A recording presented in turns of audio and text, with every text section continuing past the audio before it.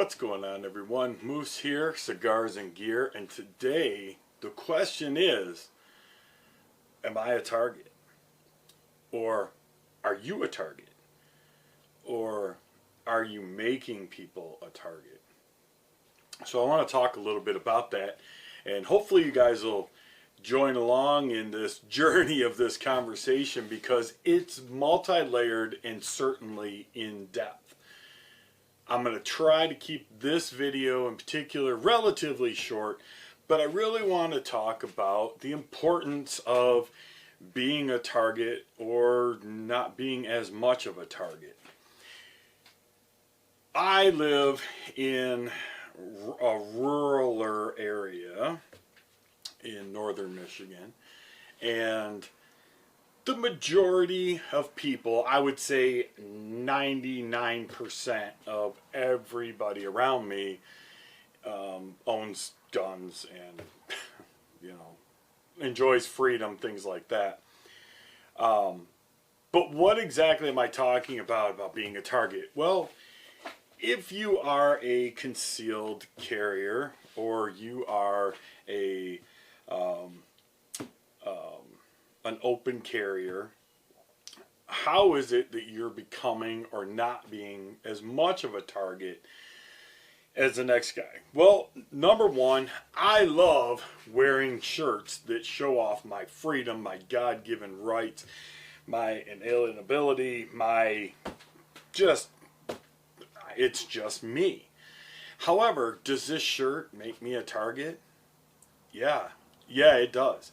It definitely increases the chances that if I was to come across somebody who was a radical and out to intimidate, confront, hurt, kill, drown, whatever you want to say, it increases those chances by far. It also makes me a target for what happens if I have to pull a firearm. Is it because I was targeted because of what I was wearing? Could be. So there's something to be said for that. Now, am I trying to say stop wearing this kind of gear? No, absolutely not. I'm not. But I was thinking about this the other night about Greyman, right? I know it's a loose terminology, but what exactly does that do? And then it kind of led me into thinking about other things. It led me into thinking about some of these radical cities that have this looting and rioting and people getting beat up and pulled out of their vehicles and, all this stuff. And I thought, that's where the gray man idea comes in, right? Is to blend in, to not look as intimidating, right wing in any fashion, MAGA in any fashion, patriotic in any fashion, not accepting in any fashion, right? Because even to wear something like, I only kneel for, the cross, or I only do this, or I only do that, is lending us into that same category. I am guilty of stickers on the back of my car that do clearly let people know that this isn't probably the car that you really want to mess with. However, there are some people out there that look specifically for that to target those individuals. So, once again, we're back to, am I a target? And what can I do to be a less of a target, right? Especially if you're out with your family, your kids, your wife, your mom, your dad, your whoever. Do you want to have to pull a gun? Do you want to have to defend yourself?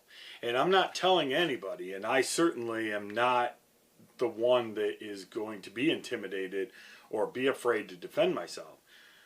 But I wanted to give you guys a different perspective on how some people, I believe, look at us. So, if I'm carrying and I'm out with my family and I'm going into an area that might not be as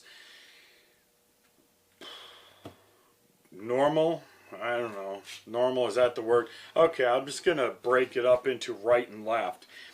I'm not trying to bring politics into it. However, if you want to talk politics, we can. But let's just say right and left. If you're going into an area that's less right and a little more left, it's probably not a great idea to wear your fuck woke hoodie, which is one of my favorite hoodies to wear. It gets a lot of conversation going. You know, it's funny. It's funny to see the people who are offended by that, to me. But, you know, to take your family out and to put yourself into a situation where now you're making yourself and your family a target, that's probably not the smartest idea. You can still have your same beliefs without smearing it into somebody else's face, especially if you're intentionally trying to do it and at the same time endangering your family. So I just kind of wanted to touch base on that. We'll go deeper into it, you know. So it's kind of one of those things, right? If you're going to go out, it's like, here's another example of that. I know that there are a lot of states out there and a lot of counties, even counties, right, that say open carry, no problem. We don't care. Do what you want to do. Michigan is an open carry state. Well, it's not. It doesn't say Michigan's an open county state or open carry state, but it doesn't say that it's not. So it's just kind of one of those things where, anyway, might draw some attention, but either way, you're not violating the law at this point. But I used to have a friend that liked to carry the biggest, baddest guns in the world on his hip all the time because he wanted to be intimidating. He wasn't a very big guy. And, you know, and we all used to say, dude, you know, one of these days somebody's going to take that gun from you and pistol whip the heck out of you with it and steal your gun. But anyway, never happened, thank God. But, you know, even if you're in a open carry state, you know, going to McDonald's with your wife and kids and having an AR strapped to your chest or your back probably isn't just super smart. I know there's a lot of YouTubers out there that like to walk around and showcase their ability to open carry and draw a bunch of unwanted attention. They get people, you know, freaking out. They get people calling the police. And in my opinion, that's bad publicity for what we're already battling. It's not necessarily that I don't agree that they should or could do what they do, but when you're grinding it into, you're going and approaching police departments, fire departments, things like that, public places, courthouses, things like that, all you're doing is taking people who may have been riding the fence, in my opinion, about, well, it's okay if they want to have guns. I just don't really necessarily want anything to do with it. And I don't necessarily agree that nobody should have guns. And then they see those things and then they change their mind. So, in my opinion, right? Anytime that you're going to force something on somebody or make them feel that way, listen, we've already merged out of what was acceptable to what isn't. And that's fault of our own. It's fault of our parents. It's fault of us, if we're older, for allowing it to happen and not standing up for it. I mean, I'll be 50 this year, and I remember, seriously, back in school and high school and stuff like that, we would go hunting after school. I kid you not, man. People would have shotguns in their cars, kids under 18, and it was no problem whatsoever. It was no problem for us to walk down the road with our shotguns or our BB guns or anything else. The police would go by and just wave. We'd all wave too.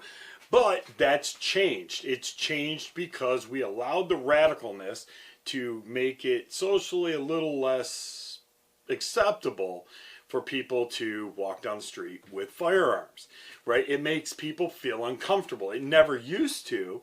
You know, I don't feel uncomfortable when I see a police officer with a gun on his side. Doesn't bother me a bit. Doesn't bother me to see a civilian with a gun on his side. Doesn't bother me a bit. You know, if your intention is to do me harm, your gun's not going to be on your side. It's going to be in your hand, right? So it doesn't bother me. But to some people, it makes them feel very uncomfortable.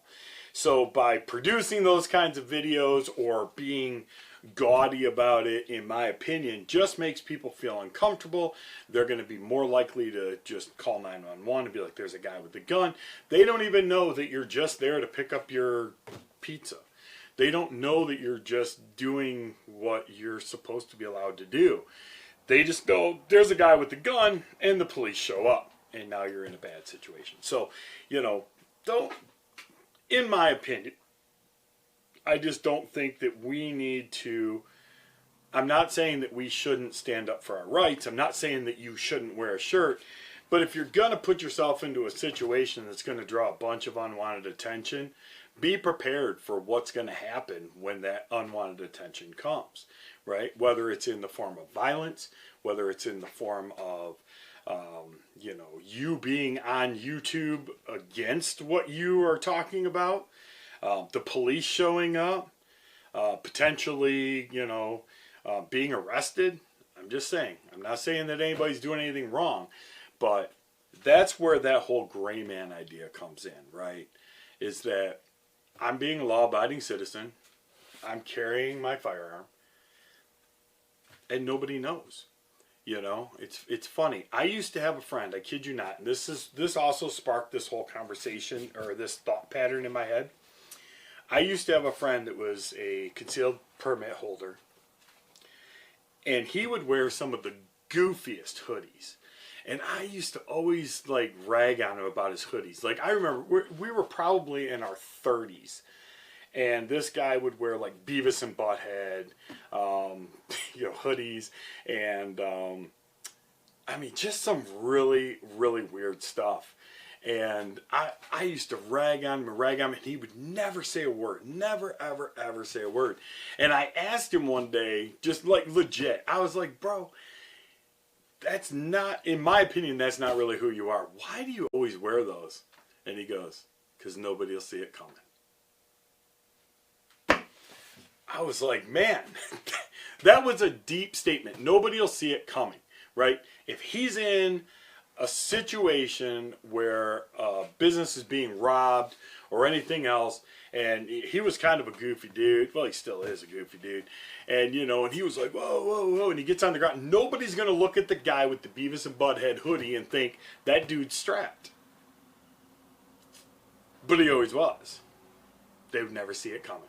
They're going to look at a guy like me in that situation and be trained on me, right? This makes me more of a target. Even if I'm not carrying. Right? Even if I'm not carrying, I've got a beard, I look like, I got tattoos, I've got this. I look like a radical right MAGA guy, I guess, if that's what you want to classify me as. It's not wrong, but I'm just saying. Probably not radical, but maybe a little. But, they're going to focus on me. They're going to take that attention off of him, right? And being that we train to be defensive people, it's probably a really great idea to not be the center of attention in a situation where you may be defending the lives of more than just you and your family. You may be defending the lives of a whole business full of people, right? So just my thoughts, stuff that I think about. Listen, I'm not an expert. I'm not. But, and once again, I can't emphasize this enough. I am not telling anybody to conform to the ways of the world. I think that is the dumbest thing that anybody can do. But am I conforming by not wearing a We the People t-shirt? No. I'm not conforming. I still have my beliefs. I'm not telling you to change your beliefs. I'm not telling you not to order these shirts or to wear them with pride or wear your Ted Nugent hat or, go out and be a hunter or stop buying guns or stop buying ammo. I'm not telling you that. I'm just saying if, in fact, you want to be in a situation where you are in the best position to defend yourself and your family, don't bring any extra percentage of targeting to you. That's all I'm saying. So with that being said, I hope that made sense. And I'm going to be really hurt if everybody stops wearing cool shirts and I get great ideas for more of my own stuff.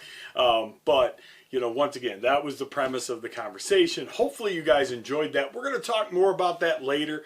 We're going to be talking about things like printing, and if you don't know, stay tuned. We'll explain all that. We're going to talk about, the importance of shooting, the importance of understanding your weapon, the importance of not only that, but also shooting your weapon when you first get it to ensure that it's in proper working forum. I actually saw a post today on Facebook where a guy had bought a new handgun.